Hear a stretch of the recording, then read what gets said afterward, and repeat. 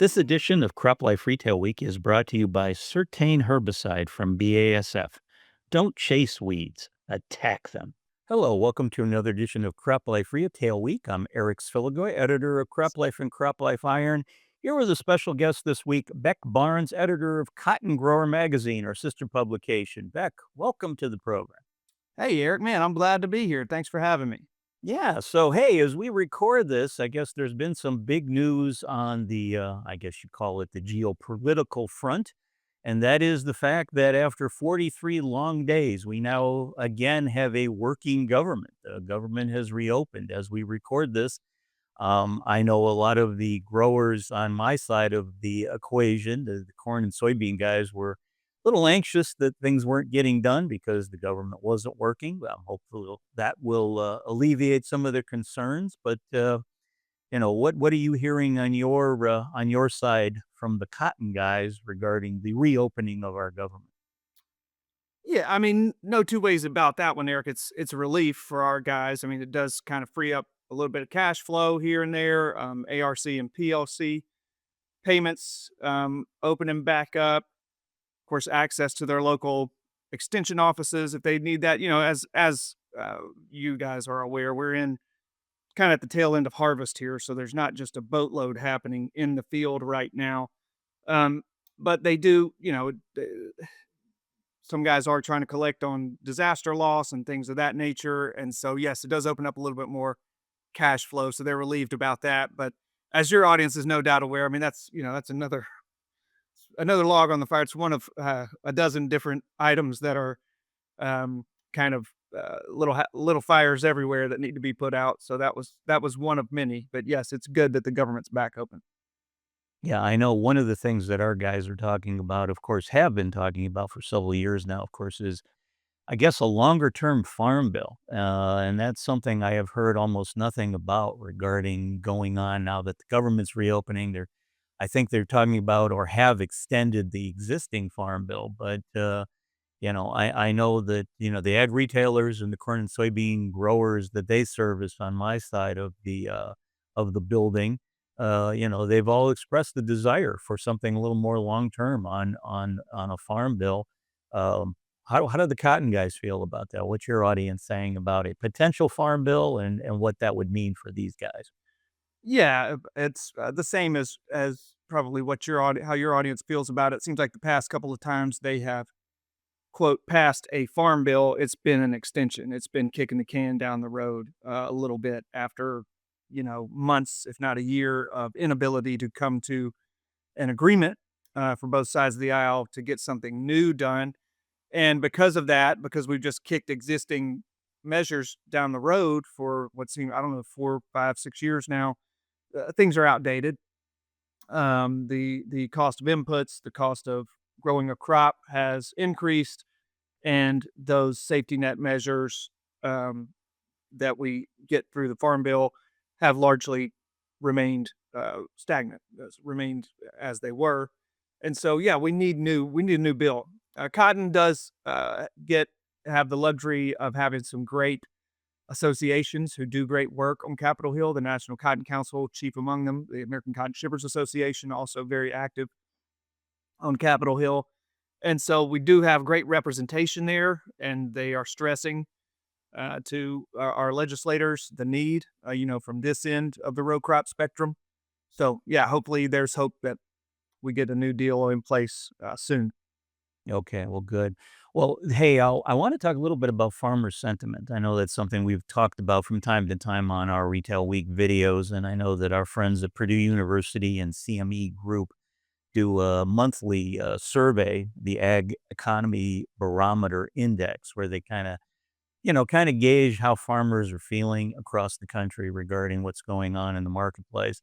And they reported that in October, this was the survey they released on October 7th, that the farmer sentiment rose by 1 point up to 126, which was significant because for the 3 prior months to that survey, the sentiment among farmers had fallen. And it was also interesting to note that the index for current conditions fell by 7 points to 122, but the index for future expectations climbed by 5 points to 128. So I know that recently I just put together our CropLife 100 survey of the nation's top ag retailers, and we had a question where we asked those folks, how they felt regarding or how their growers were feeling going into the 2026 season. And a little more than half, 52%, sort of basically said that their growers were telling them they expected 26 to be sort of a middling year, an average year. We asked them to rank on a scale of 1 to 10, 1 being worse, 10 being the best. And like I say, 52% ranked it as a 5 to a 7 on that index. So along those lines, what are the feelings of the cotton growers going into 2026's growing season? Okay, so I do not have the data, all the data points that you just flexed out there, Eric. That's impressive. Let me ask you these numbers where grower sentiment was ticking upwards, ticking towards more hopeful for a better year. That was before the China agreement happened earlier this month. So Correct. This survey came out on October 7th, so that would have been okay, just prior to that taking place. You're correct. that's good. All right, that's good. It'd be difficult for me to. I don't have that data, so very much my answer to your questions, as they always are, on my podcast, The Cotton Companion, very anecdotal, very anecdotal. So I come from a small farming community in the Mississippi Delta, a small cotton town, you could say. Leland, Mississippi. We used to farm in Inverness, Mississippi. So I know a lot of growers down there, and I can tell you anecdotally that the sentiment for the past year it's been challenging. I mean, there's no putting lipstick on that pig. It was 2025 has been a tough year. All your guys know that. Inputs high, crop not fetching a great price at market. Particularly in the cotton market, we've been lingering in that 60 to 65 cent trading range. Um, so, hasn't been a lovely year. And when we talk about sentiment, Eric, what I default to is I'm very aware of uh, USDA numbers and cotton board numbers about the existing number of cotton farms in operation in the US. And as recently as like 2007, oh gosh, I got to get my numbers correct here. In the 2000 and aughts, there were near 20,000 cotton farms in production in the United States. And today, I think we're probably closer to half of that. Oh, Now, wow. acreage is staying the same. What we're seeing is consolidation Mhm. in these small towns where you used to have 10 farmers with 1,000 acres apiece.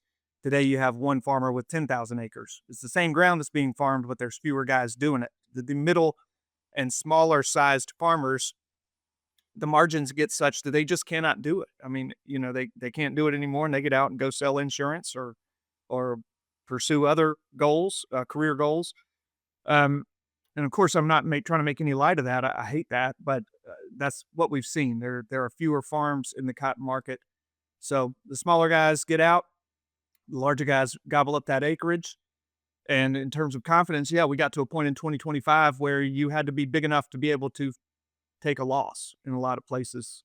To if you were going to keep farming, you had to be big enough to grow a crop to feed into that gin that you might also have ownership of, and just get by in 2025, and hopefully things improve in 2026. So, has not been that sounds so doom and gloomy. I don't mean it to, but that's the type of year that it's been in 2025. And so I think our guys do look at 2026 with a little bit of hope. Certainly, this agreement with China that's been soybeans have kind of been front and center of the current iteration of trade talks. And of course, that's fine. But I think the cotton guys expect us to be start having some of those headlines coming out of these trade deals soon. We saw that happen in 2018 and 2019 when those tariff negotiations lingered and lasted for a year, for maybe a couple of years. But eventually, they did get a deal done, and I think that's what our guys are expecting this year. I do recall back in 2018, 2019, Eric.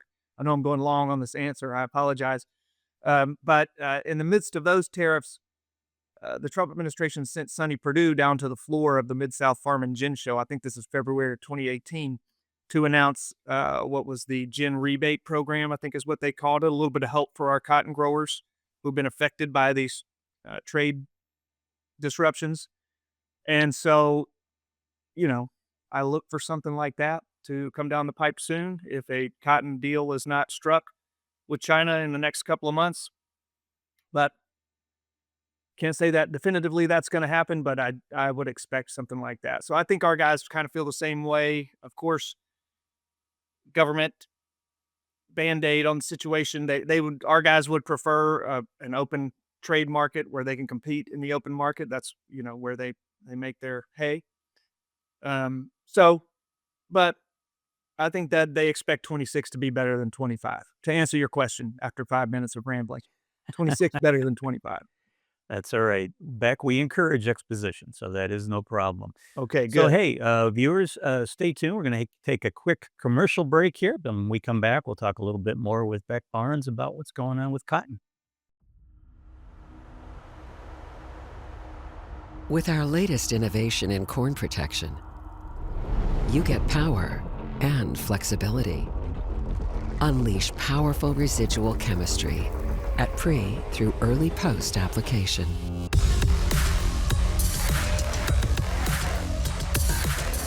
Don't chase weeds.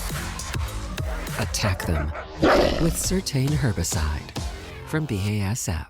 And we're back with Beck Barnes from Cotton Grower Magazine. And Beck, I know before we took the break, you had mentioned Cotton Companion. So there are probably maybe our viewers who are also listeners who know you from a podcast you do called The Cotton Companion.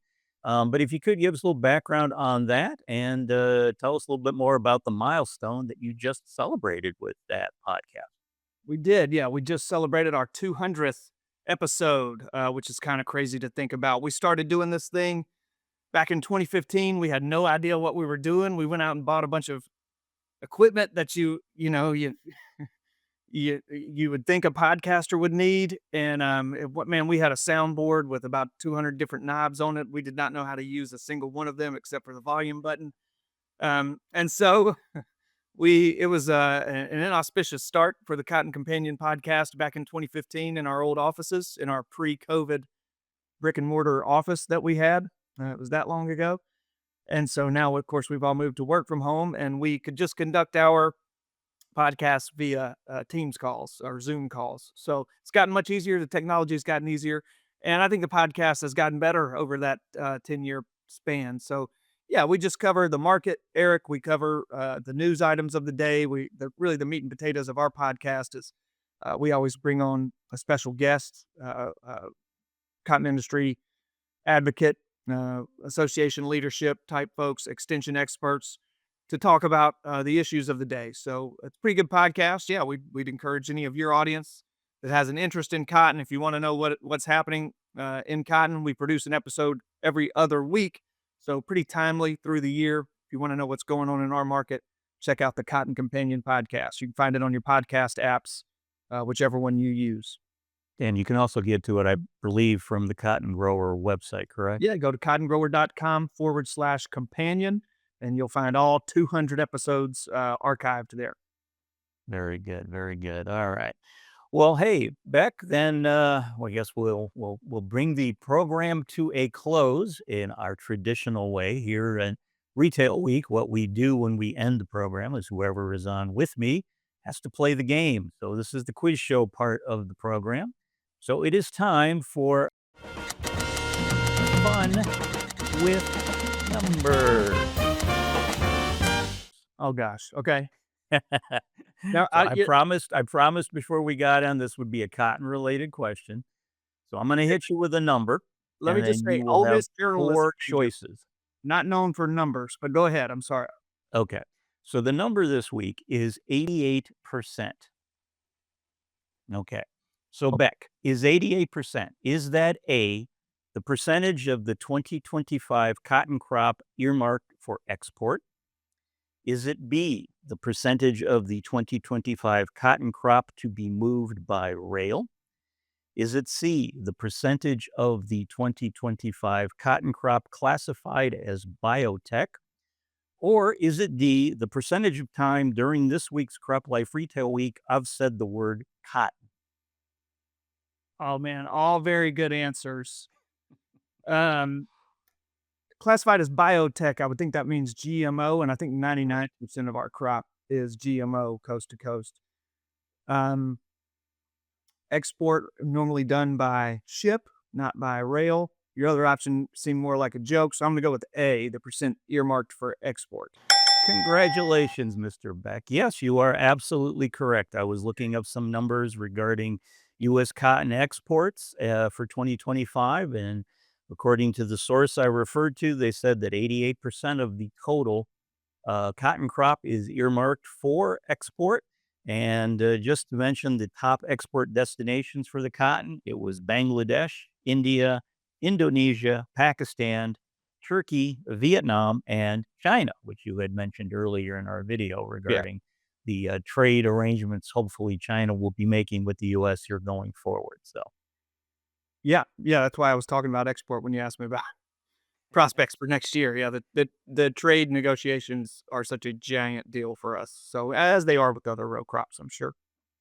all right. Well, very good. Well, congratulations on getting it correct as a first timer.